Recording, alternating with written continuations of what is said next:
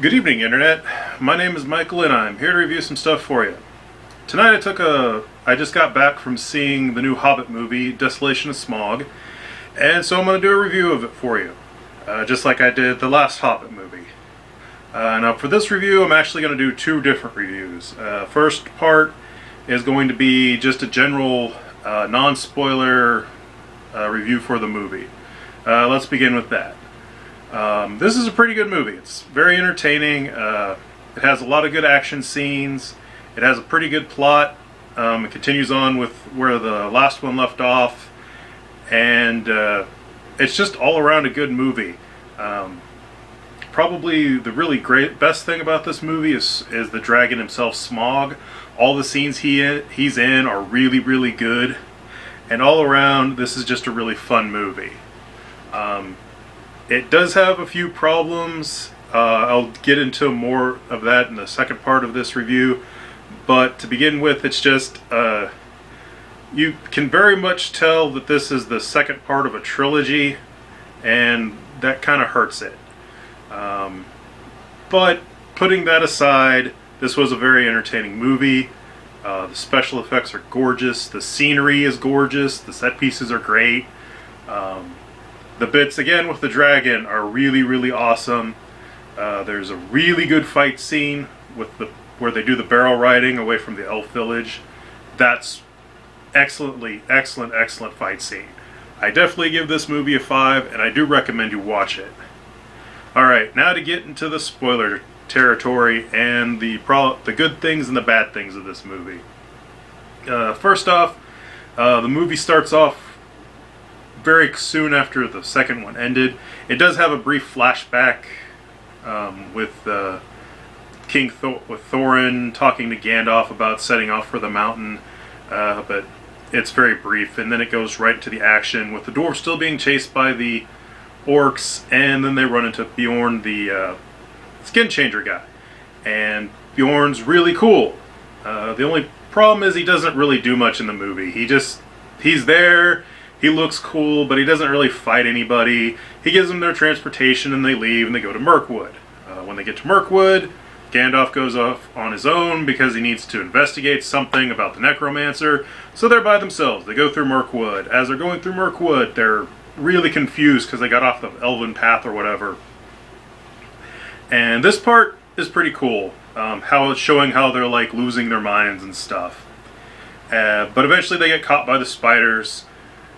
Bilbo starts fighting the spiders. He frees the dwarves. The dwarves fight the spiders. Again, it's good action. It's pretty entertaining. This is one of the parts in the movie where it starts showing, like, the book The Hobbit. Yeah, it's the One Ring that Bilbo has, but it never goes into the weird effects that the One Ring has. This one, because it's the One Ring, and you know it's the One Ring, and you know what's going to happen in Lord of the Rings, they have to show him, like, getting kind of crazy around the ring, saying it's mine. He gets all axe crazy on a spider about it. And it starts to show that Bilbo's starting to like wonder what's going on with the ring. But anyway, the dwarves get caught by the elves. The elves put them in jail. And also this is where Legolas shows up. Because, you know, he's one of the wood elves, so he has to show up. Legolas is actually in this movie quite a bit. His scenes are good. However, he always was a bit over the top in like Lord of the Rings. But in this one, he's so over the top, it's almost a little distracting. He has fight scenes where it's just, he's this one-man army, and it is cool, but for me it kind of took me out of the movie a little bit for just how ridiculously better he is than everybody else.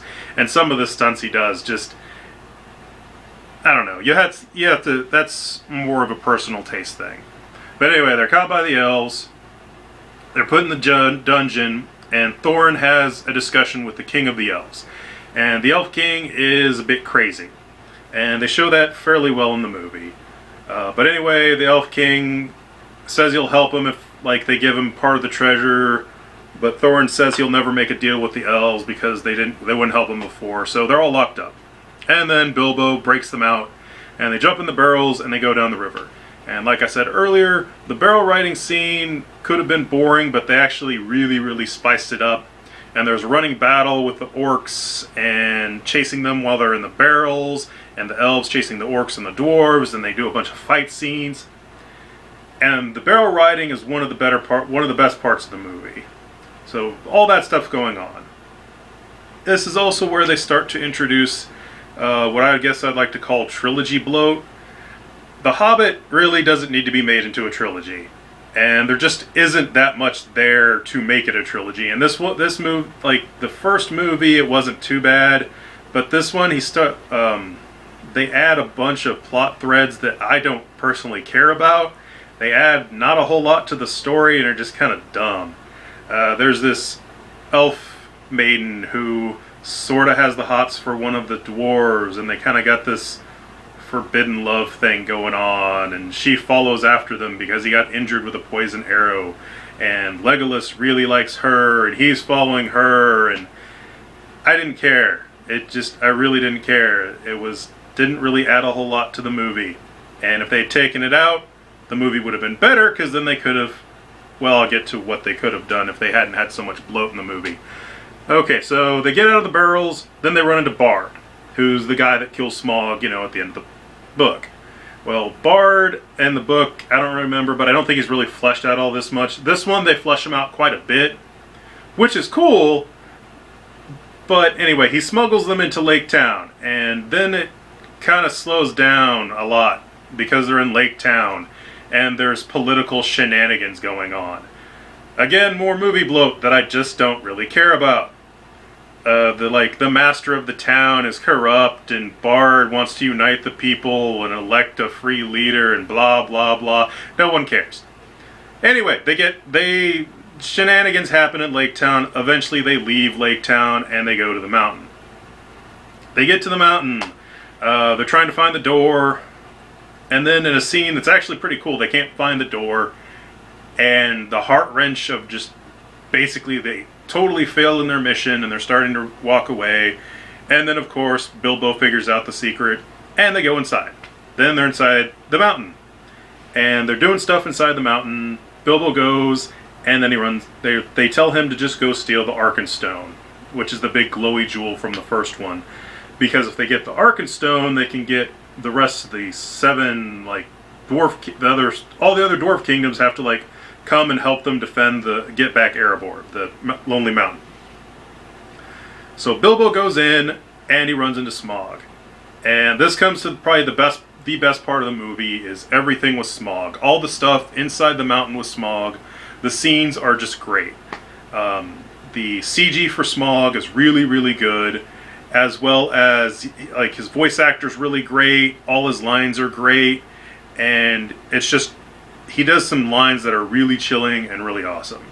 So Smaug, all the stuff in the mountain, it's expanded on quite a bit, because after the conversation between Bilbo and Smaug, the dwarves show up to help Bilbo, and they actually fight Smaug. This is actually really cool. They fight him throughout the entire mines and stuff. They don't really hurt him, actually they just mainly piss him off. And they get to a climax where they basically trick him into a giant pool of molten gold.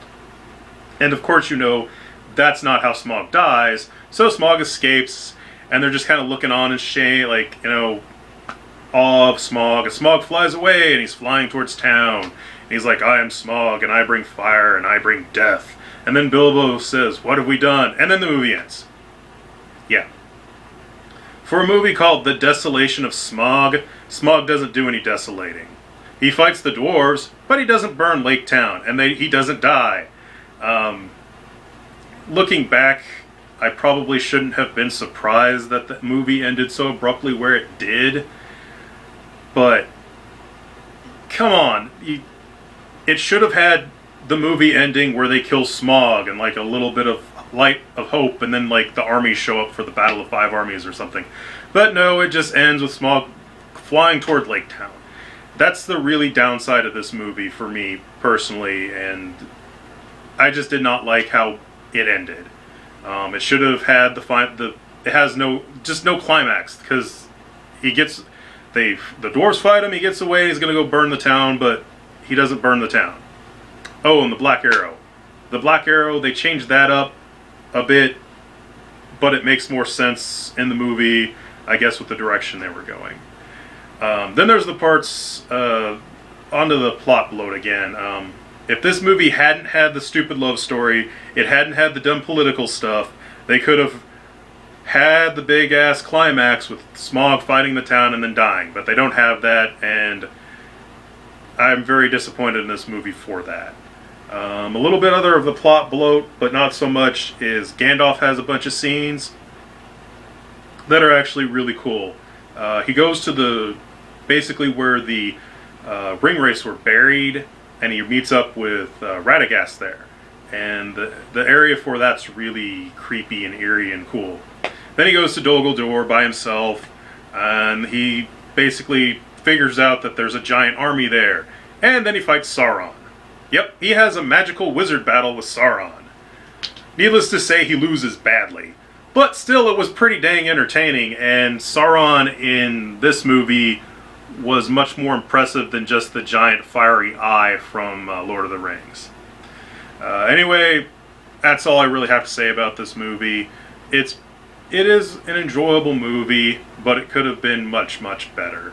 I do give it a 5, and I highly recommend you watch it. But if you're seeing this part of the review, don't be too surprised about, the horrible, horrible ending. Anyway, that's all I have to say for this time, and stay tuned for next time.